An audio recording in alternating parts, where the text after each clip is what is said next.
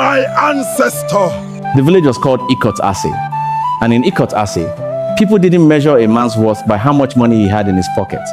They measured it by how many palm trees he owned, how wide his farmland stretched, how many people came to sit at his table. Men woke up before the sun even thought about rising. They climbed tall trees. They tapped the sweet wine that ran from the trunk. They worked the soil with their hands until their backs ached. And then, when evening came, they gathered together, tired, dirty, and happy to drink and laugh and tell stories. It was a good life, a simple life. And in the middle of that simple life was a man named Udosoro. If you had ever walked into Udosoro's palm wine hut, you would have understood immediately why people loved him. He was generous, always smiling, always ready to fill your cup before you even asked. Obongidu, do you mind if I offer you meat? I hope you enjoyed the last cup. People didn't just come for the wine, they came because of him. But Udosoro wasn't just lucky. He wasn't just charming. He had worked for every single thing he had. He learned to tap palm wine from his uncle, Mr. Akan, who was once the most respected tapper in the whole land. Under his uncle's patient hands, Udosoro became the very best. He climbed faster than other men. He tapped more carefully. And somehow, the wine he produced was always a little bit sweeter. He built a name. He built a life. And for a while, it seemed like nothing could touch him. But there was something living in the background of that beautiful life. A shadow. Udosoro's father had been no ordinary man. In Ibibio tradition, there is a figure called an Abiaibok, a spiritualist. A man who walks with deep old powers, who prepares charms and speaks with forces that most people never question out loud. Udosoro's father was that man.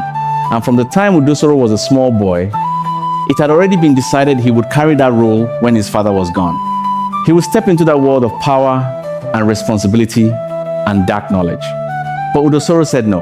He didn't want that life. He didn't want the fear that followed men like his father. He didn't want the weight of it. He didn't want blood on his hands. He chose palm trees instead. He chose wine. He chose peace. His mother quietly, carefully supported his decision.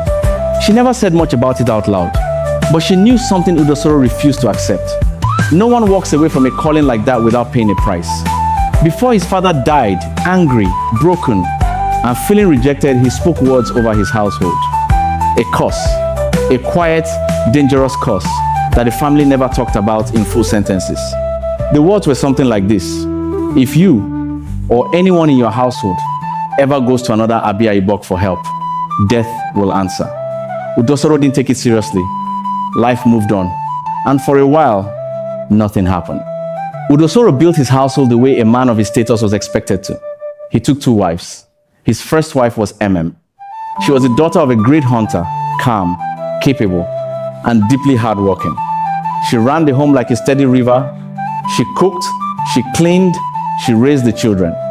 She kept everything moving without ever asking for recognition. She was the kind of woman who holds a family together without anyone noticing until she's gone.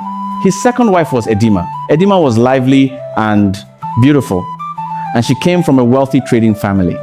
She carried herself with energy that filled every room she walked into.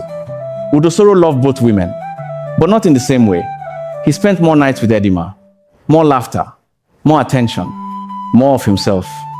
Oh, my lovely Ediman, you gave me my first son. You are the best thing that has ever happened to me. Thank you, my husband. And slowly became invisible. Months passed, then more months. Udosoro stopped visiting her side of the compound, stopped sitting to eat her food, stopped calling her name the way a husband calls his wife's name. And who never complained loudly, who never threw things or screamed, felt that silence more deeply than any argument. Not anger, just absence. The kind of emptiness that settles into a person's chest and stays there.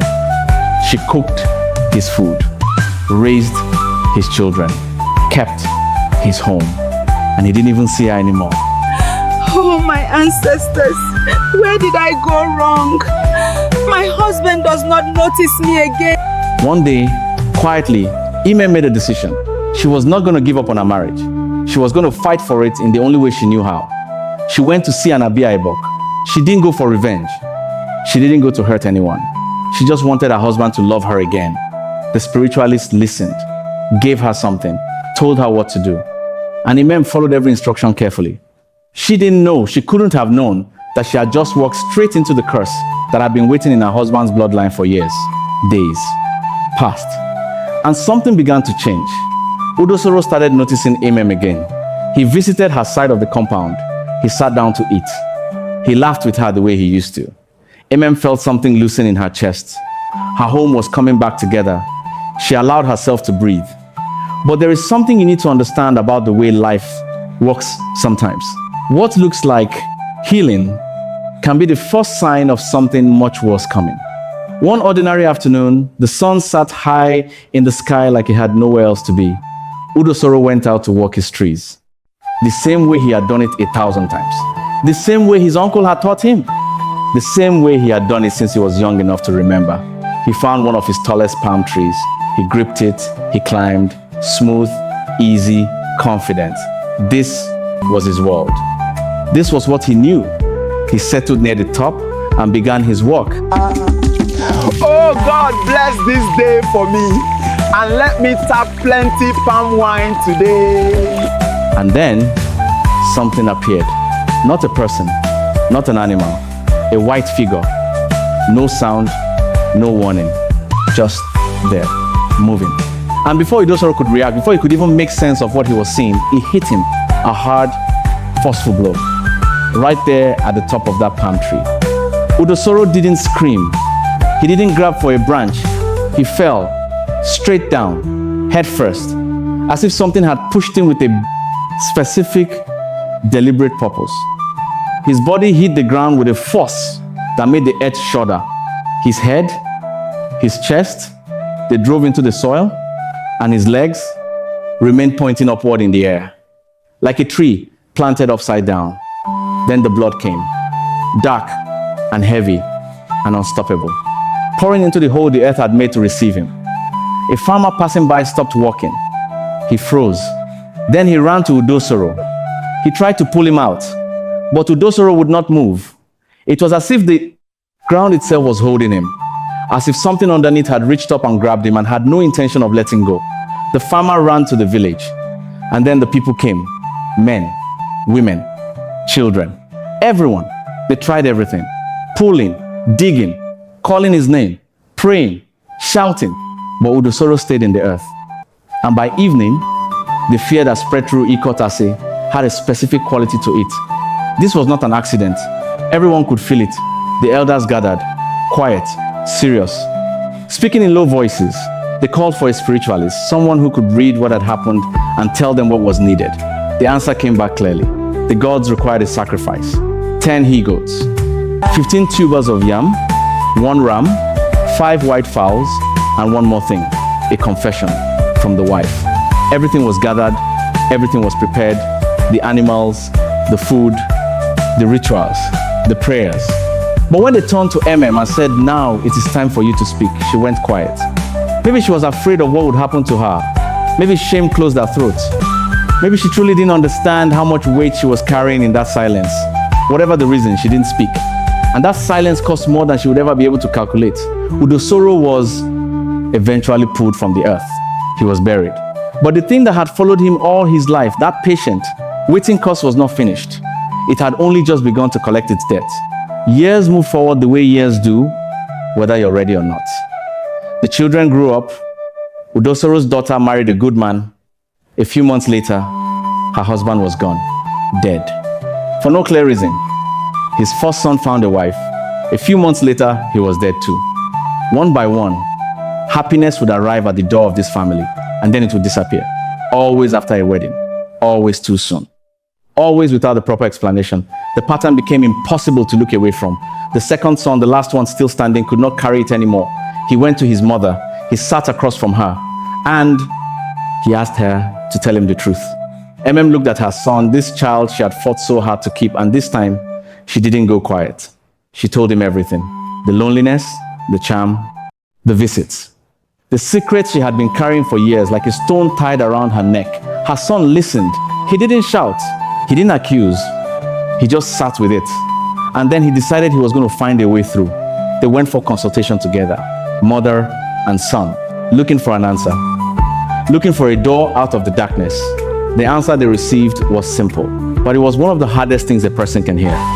The curse was real, they were told, and it was still active. And the years of silence had made it stronger. There were only two paths remaining. The son could accept the calling his grandfather had placed on the family, become an Abiaribok himself, and complete what his father had refused. Or he could walk through life alone, never marry, never build a family of his own, and carry that solitude until the day he died. There was no third option. In Ikot Ase, people still tell this story. Not at parties, not casually, but in careful moments, quiet ones, when a young person needs to understand something important about the weight of choices, about what it costs to ignore a responsibility you were born with, about what silence can do to a family over time, about how love, even desperate, genuine love, can cause damage when it reaches for the wrong thing. Nobody in that story was purely evil. Udosoro just wanted peace. Imem just wanted to be loved. And both of them, in their own way, chose what felt easier in the moment. But some choices don't stay in the moment. Some choices follow you, and your children, and their children, until someone, somewhere, finally decides to face what was there all along. They say if you walk past an old palm tree at sunset in that part of Ibibio land, you might feel something. Not wind, not an animal, just a weight in the air. Like a story that isn't finished yet,